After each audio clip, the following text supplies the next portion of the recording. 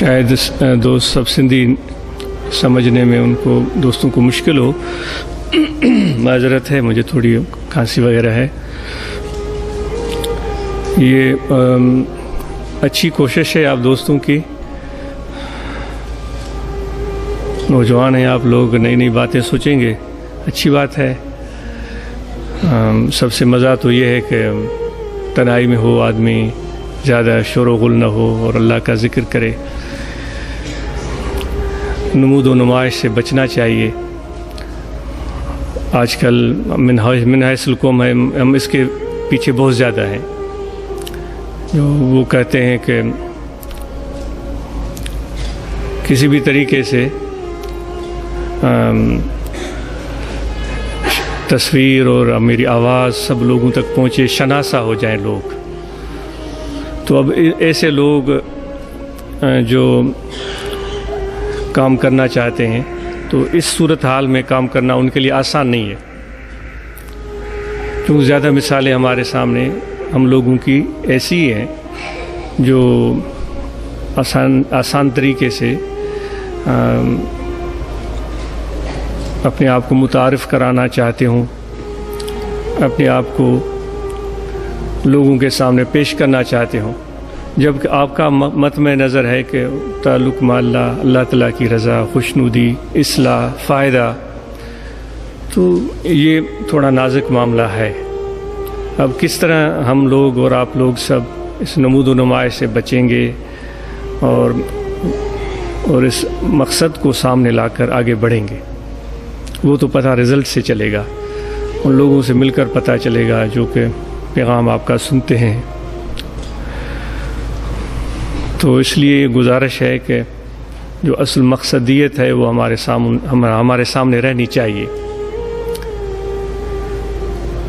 چونکہ یہ آپ کے سامنے ہے کہ جنہوں نے لوگوں کے دلوں کو تبدیل کیا ہے انہوں نے اتنی شہرت حاصل نہیں کی بظاہر، یعنی کہ وہ مثال بٹ شاہ کا نام لیں، بٹائی صاحب کا، وہ لوگوں کو چھوڑ چھاڑ کے ایک ریت کے ٹیلے پر جا کر بیٹھ گئے تھے اور اخیر وقت تک وہیں بیٹھے رہے، اور ان کا پیغام آج تک لوگ سنتے ہیں اور سبحان اللہ کہتے ہیں، عمل ہو نہیں پا رہا ہے اور سر دھنتے ہیں، ہر مکتب فکر ان کے شعر و اشعار کو سنتا ہے اور پڑھتا ہے۔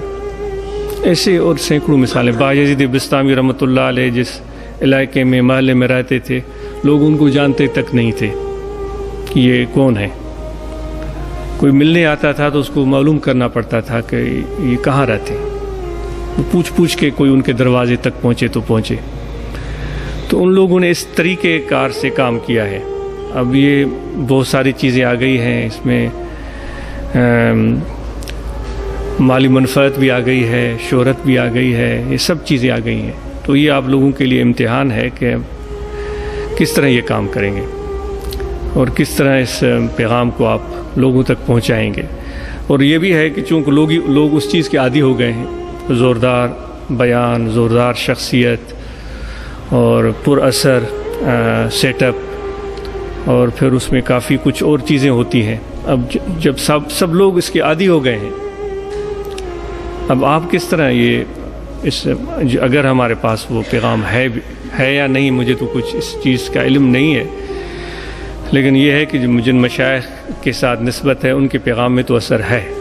اب ہم کس طرح یہ ترجمانی کریں گے، کس طرح کریں گے، یہ بڑا نازک کام ہے۔ تو اس لیے آپ دوست جو ہے اس توازن کو قائم رکھیں، اپنے مقصد کو سامنے رکھیں، اس کام کو آگے لے کر چلیں، آہستہ آہستہ ہو، کوئی جلدی نہیں ہے، کوئی ایک دن میں جو ہے وہ جنت بنانے کی ضرورت نہیں ہے۔ اللہ تعالیٰ فرماتا ہے میں اتنا ہی بوجھ رکھتا ہوں جتنا انسان اٹھا سکے۔ وہ انسان ہی ہے جو اپنے اوپر خود بوجھ ڈال دیتا ہے کہ یہ بھی کروں گا، وہ بھی کروں گا، وہ بھی کروں گا، وہ بھی کروں گا، پھر وہ خود کرتا ہے، پھر وہ چند دنوں کے بعد تھک جاتا ہے، پھر بیٹھ جاتا ہے، پھر نظر ہی نہیں آتا۔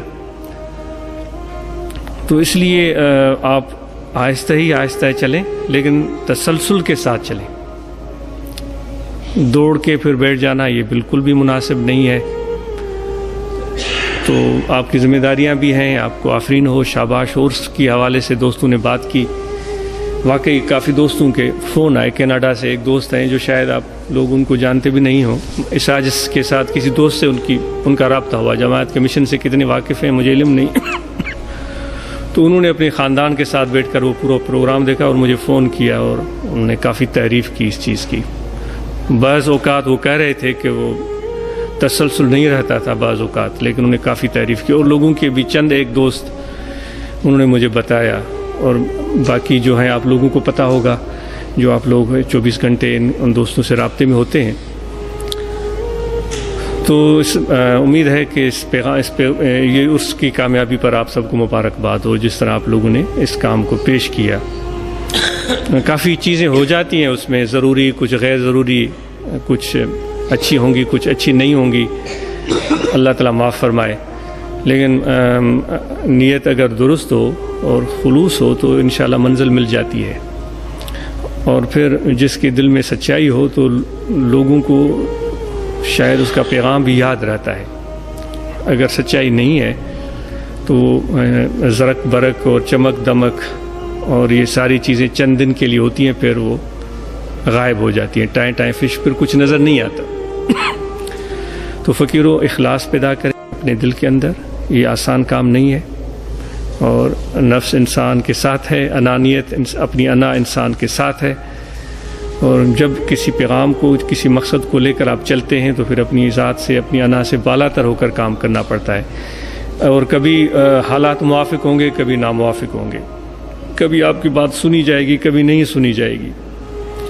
تو ان ساری صورتحال میں آپ کے اندر استقامت رہے انشاءاللہ، تو پھر آپ کے لیے کامیابیاں آسان سے آسان تر ہوتی چلی جائیں گی۔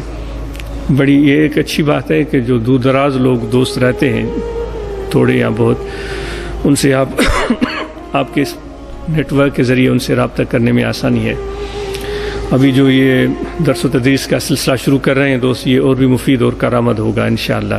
ہمارے دوستوں کی اولاد جو بیرون ملک رہتے ہیں، ان دوستوں کی اولاد اگر قرآن مجید پڑھنا چاہے، تجوید سیکھنا چاہے، مسائل ضروری سیکھنا چاہے، تو انشاءاللہ یہ سیٹ اپ بنایا ہے دوستوں نے، شاید یہاں لگا بھی دیا ہے، یہ شروع کریں گے دوست، جلدی کرنا چاہیے۔ تو وہ دوست آپ کو دعائیں دیں گے جن کے بچے بیرون ملک ہیں اور وہاں بھی یہ قرآن مجید و یہ تعلیم سیکھنا چاہتے ہیں، اور وہاں واقعی جو بیرون ملک لوگ رہتے ہیں ان کی جو صورتحال ہے بہت ہی، یعنی وہ نہ زمین پر ہے نہ آسمان میں، وہ خلا میں نظر آتے ہیں بیچارے بعض اوقات، جو ایک سرسری سا سطحی سا ایک جائزہ، تو کبھی ادھر ہوتے ہیں کبھی ادھر ہوتے ہیں۔ تو ایسے لوگوں کی معاونت کی جائے صرف اس نیت سے کہ ان کا تعلق اللہ کی ذات کے ساتھ جڑ جائے اور ان کو رہنمائی ملے، اس کے بغیر کام نہیں چلتا۔ یہ جو وہاں کوئی دنگا نہیں ہوا، کوئی فساد نہیں ہوا، کوئی جھگڑا نہیں ہوا، کتنی بڑی بات ہے۔ ایک چھوٹا سا واقعہ میں عرض کروں کہ یہ کام ایسے ہی ہوتا ہے۔ جب رمضان المبارک میں، پہلے بھی میں نے شاید دوستوں کو یہ بات بتائی ہے، تبلیغ کے لیے حضرت صاحب وفود بھیجتے تھے، تو فقیر پور شریف میں بڑوں کو بھیجتے تھے، چھوٹوں کو بھی بھیجتے تھے، یہ بالکل ابتدائی زمانہ تھا۔ تو ایک وفد گیا پلیٹ فارم رادن اسٹیشن پر تبلیغ کرنے کے لیے، تو اس نے جا کر وہاں پلیٹ فارم پر رمضان المبارک کے فضائل بیان کیے۔ چھوٹے بچے تھے وہ لیڈیز کے ڈبوں میں گئے، بڑے جو ہیں وہ مردوں کے ڈبوں میں گئے۔ ایک سادہ سا فقیر تھا، آپ نے فرمایا کس نے تبلیغ کی ہے، سب نے اپنا حوال سنایا۔ ایک سادہ سا فقیر تھا جس کو بولنا بھی نہیں آتا تھا۔ آپ نے فرمایا فقیر تم نے کیا کیا ہے؟ مجھے نام اس وقت ان کا ذہن میں نہیں آ رہا ہے۔ اس نے کہا حضرت صاحب مجھ سے تو کچھ گفتگو مجھے آتی نہیں، اور خطیب یا فائز تو ہوں نہیں، تقریر تو آتی نہیں۔ جب مولانا صاحب رمضان المبارک کے فضائل بیان کر رہے تھے تو میں نے دیکھا بہت سارے لوگ کھڑے ہو کر وہ واعظ نصیحت سن رہے ہیں۔ ایک ملنگ ٹائپ آدمی